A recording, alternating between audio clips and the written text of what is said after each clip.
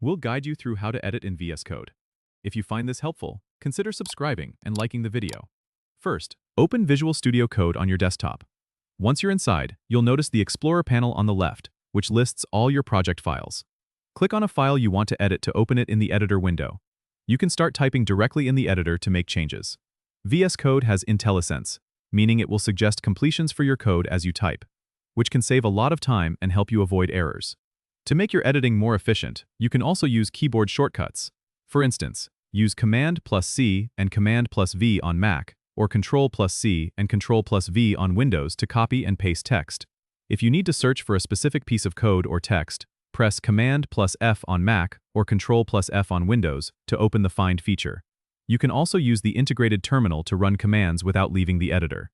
Just go to the top menu, click on Terminal, and then Do Terminal. This is especially useful for running scripts or compiling code.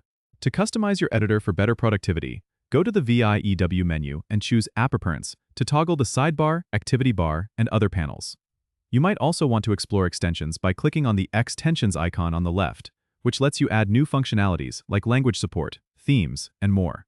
A handy tip is to enable Autosave by going to File, then Autosave, which will automatically save your changes, so you don't lose any work.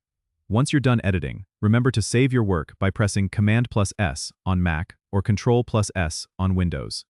Don't forget to subscribe and comment if this helped you out.